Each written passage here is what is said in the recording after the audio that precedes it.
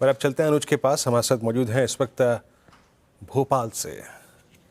भोपाल से आज सुबह पोहा खाया था, दोपहर में क्या खाया था मेरे को नहीं मालूम है, लेकिन मेन्यू समझ लेता हूँ। लेकिन अनुज, आज भले ही भोपाल का पोहा आपने खाया हो, जलेबी आपने खाई हो, लेकिन तली गई थी वो यहीं पर ही, आप यकीन मानिए।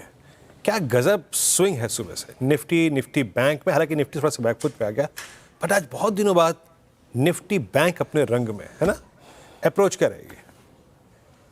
बिल्कुल बिल्कुल। देखिए, पहले तो रचना जी का शुक्रिया, क्योंकि मैं अभी उनकी ही ऑफिस में बैठकर आपसे बात कर अरे, रहा हूँ। और हाँ, बिल्कुल। और सुबह आपने पोहे की बात कही। अभी मैं लंच जो रचना मैं जी वो लंच बाद में टीज करेंगे, करता, आपने बता दिया। मैंने वो बाद में टीज करता, आपने बता दिया। चलिए ठीक है, पहले स्ट्रेटेजी पे आइए।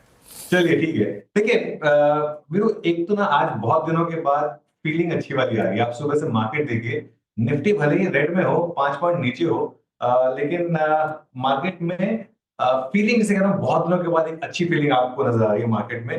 फीलिंग तेजी वाली है। आज आपको स्क्रीन पे देखिए, टॉप ट्रेडेड स्टॉक्स देखिए, मिड कैप देखिए, स्मॉल कैप देखिए, सब में आपको लगेगा कि हाँ, आज थोड़ी सी तेजी है। ठीक है ना। पिटे हुए मिड कैप, पिटे हुए स्मॉल कैप, निफ्टी में भले ही तेजी ना हो, लेकिन जरूर कह रहा हूँ फीलिंग तेजी वाली है। बैंक निफ्टी में अच्छी तेजी है। बैंक निफ्टी में मूव आपको अच्छे दिखाई दे रहे हैं। पिटे हुए मिड कैप, पिटे हुए स्मॉल कैप, लोगों के पोर्टफोलियो आज सुधरे हैं। थोड़ा सा उसको देखकर एक अच्छी फीलिंग आ रही है। एक चीज मैं कहूंगा, आज जैसे भी तो अगर 3-4 दिन मिल जाए ना, तो मुझे लग रहा है कि थोड़ा सा भरोसा वापस लौटेगा। लेकिन एक चीज का ध्यान रखिएगा, ऊपरी लेवल पर एफआई की सेलिंग का जो रिस्क है वो हमेशा रहेगा। वो एक बड़ा रिस्क है, तो ये रिस्क हमेशा रहेगा। अब जहां तक अप्रोच की बात है, देखिए, मेरे ख्याल से निफ्टी और निफ्टी बैंक में आज क्लियरली निफ्टी पर काफी हद तक आईटी ने प्रेशर डाला। अगर आप निफ्टी आईटी देखेंगे, और कुछ हद तक निफ्टी फार्मा, हालांकि निफ्टी फार्मा का उतना वेट नहीं है, लेकिन निफ्टी आईटी जो कल आपके फेवर में था, आज आपके अगेंस्ट हो गया। ये थोड़ा सा बस एक दिक्कत का मामला हुआ। बट निफ्टी पर रेजिस्टेंस है विरुद्ध 23,000 से 23,050 पर। आज का हाई वहीं पर है। हमारी सुबह भी बात हुई थी कि ये एक लेवल काफी क्रुशियल होगा। कल भी बात हुई थी इस लेवल की। और उसके बाद सबसे इंपॉर्टेंट लेवल वो 23,150 से 23,200 का, वो 10 और 20 डेमा का जोन, जहां पर मुझे लग रहा है कि बड़ा सेलर वापस बैठा होगा। मेरा व्यू है कि एक बार के लिए शायद मार्केट वापस आपको 23,200 तक की रैली दे। अगर फिसलना है तो वहां से वापस फिसलेंगे। और जब तक 22,800 कंक्लूसिव ना टूटे, नई मंदी नहीं होगी। पहला सपोर्ट 22,900 से 950 जहां पर हम हैं। और फिर मोस्ट इंपोर्टेंट सपोर्ट 22,750 से 22,850। देखिए, आज का भी लो 22,815। तो 22,800 पर टेक्निकली आप छठी बार गए और छठी बार आपने सपोर्ट लिया।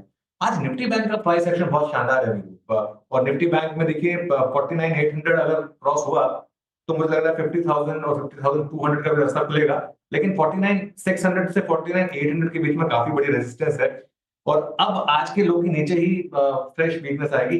आज के प्राइस पैटर्न ने व्यूअर्स एक अच्छी चीज की है कि आज के लो को कुछ हद तक आपके लिए बैरोमीटर बना दिया है कि अगर ये बचा रहा, तो 3-4 दिन के लिए ही सही एक वापस एक काउंटर ट्रेंड रैली होने की उम्मीद रहेगी। लेकिन मेरे ख्याल से जो आज के ट्रेड की सबसे अच्छी चीज है, वो है मार्केट ब्रेड्थ।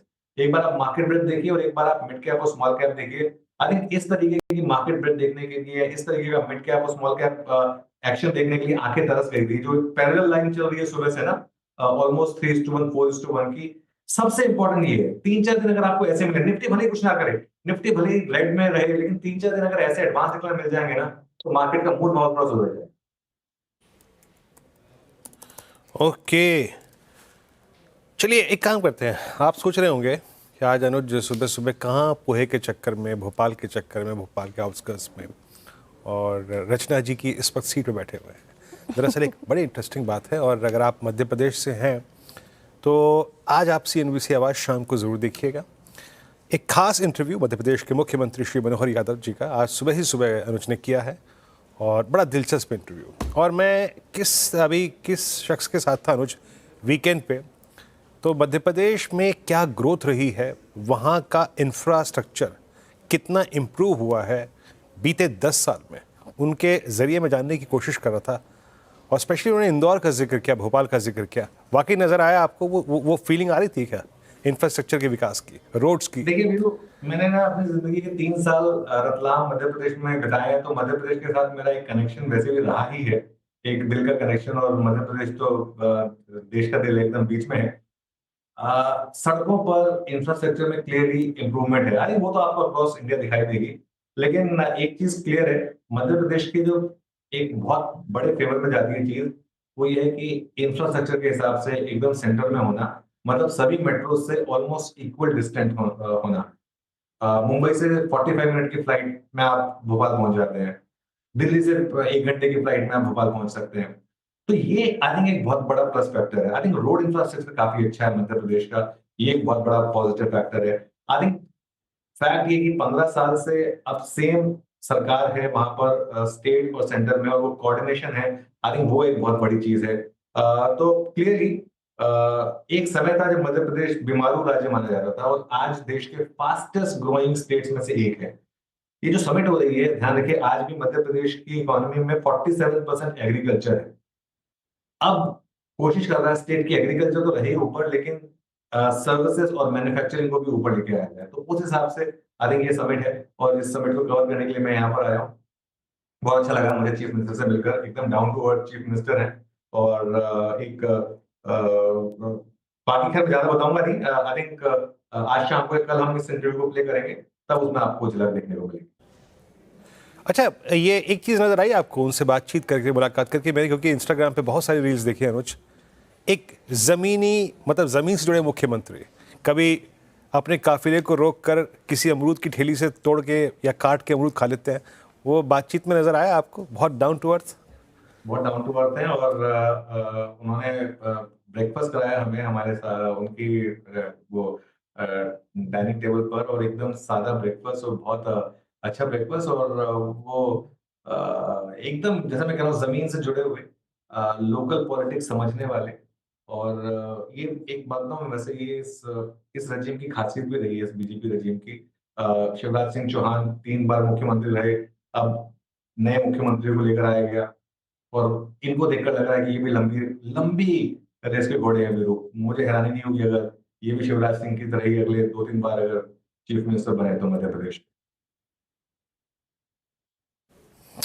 चलिए, तो ये खास मुलाकात मोहन यादव जी के साथ, और ये शाम को आप इंटरव्यू देख सकते हैं। अनुज ने आज ये इंटरव्यू रिकॉर्ड किया है, कैसे इस वक्त प्रगति की राह पे ये प्रदेश जा रहा है। CNBC आवाज़ के मैनेजमेंट अनुज सिंघल के साथ श्री मोहन यादव जी की ये मुलाकात, ये बात। और ये आशीष वर्मा को न्यूज़ रूम में श्रेया ज़रूर बता दीजिएगा कि शाम को, बहुत दिनों से अगर भोपाल होके नहीं आए हैं तो ये इंटरव्यू ज़रूर देखें। तो आज ज़रूर शाम 7 बजे, बिल्कुल आज शाम 7 बजे एक्सक्लूसिव इंटरव्यू देखें।